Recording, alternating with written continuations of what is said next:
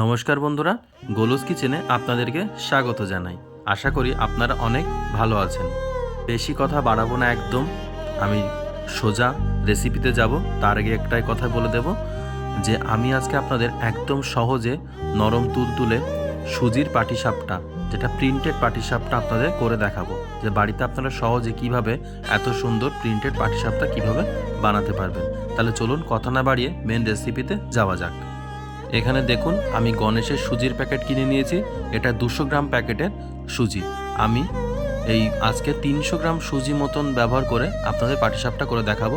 200 গ্রাম দিয়ে দিলাম, পরে আর 100 গ্রাম কেটে দিলাম, আর এর মধ্যে দিয়ে দিলাম 1 বাটি পরিমাণে চিনি। আপনারা এই চিনির পরিবর্তে গুঁড়ো ব্যবহার করতে পারেন, আর চিনিটা আপনাদের স্বাদ অনুযায়ী ব্যবহার করবেন। এবার এটাকে মিক্সার গ্রাইন্ডারে একটা গুঁড়ো করে নেব।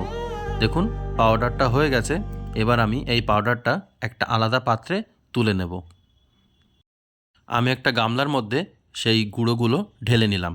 এবার আমি উষ্ণ গরম দুধ দিয়ে এটার একটা পাতলা ব্যাটার তৈরি করে নেব। দেখুন একবারে দিতে যাবেন না, কারণ দলা পাকিয়ে যেতে পারে।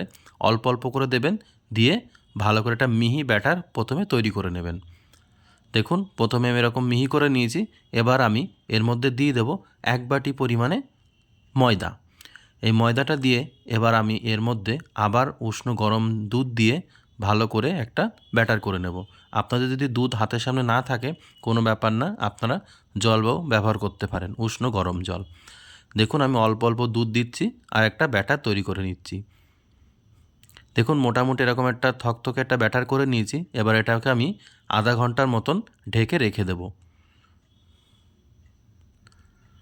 দেখুন আধা ঘন্টা পরে ওর মধ্যে আমি আরেকটু জল দিয়ে একটা পাতলা ব্যাটার তৈরি করে নিয়েছি।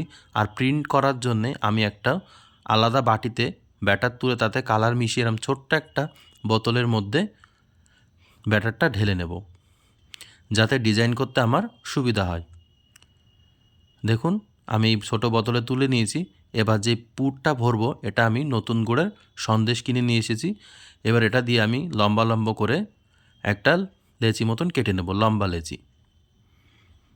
দেখুন আমি কেটে নিয়েছি, ঠিক এইভাবে করতে হবে। এবার আমি কড়াইতে একটা প্যান গরম করে নিয়েছি, নিয়ে একটু তেল ব্রাশ করে দিলাম অল্প পরিমাণে।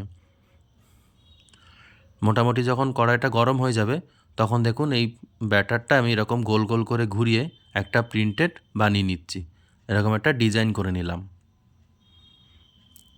ডিজাইনটা করার পরে আমি এখানে 1 হাতা পরিমাণে পাতলা ব্যাটারটা ঢেলে দিলাম।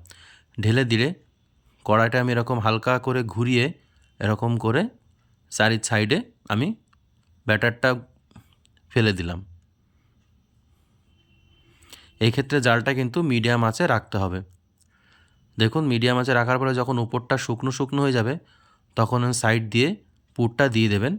দিয়ে দেখুন আলতো করে তুললেই পাটিসাপটাটা আস্তে আস্তে উঠে আসবে। দেখুন কত সুন্দরভাবে হয়ে যাচ্ছে আর কত দারুণ লাগছে দেখতে। আমার প্রথম পাটিসাপটা একদম কমপ্লিট। এটা একটু উল্টে পাল্টে ভালো করে ভেজে নেব, যাতে কাঁচা না থাকে। দেখুন প্রথমটা হয়ে গেছে। আমি আপনাদের সুবিধার জন্যে আর একটা করে দেখিয়ে দিচ্ছি। সেম একই রকমভাবে আমি একটু তেল ব্রাশ করে নিলাম। তেল ব্রাশ করে সেই ছোট্ট বোতলটা দিয়ে ওই মাঝখান বরাবর এরকম ঘুরিয়ে ঘুরিয়ে আর একটা ডিজাইন করে নিলাম।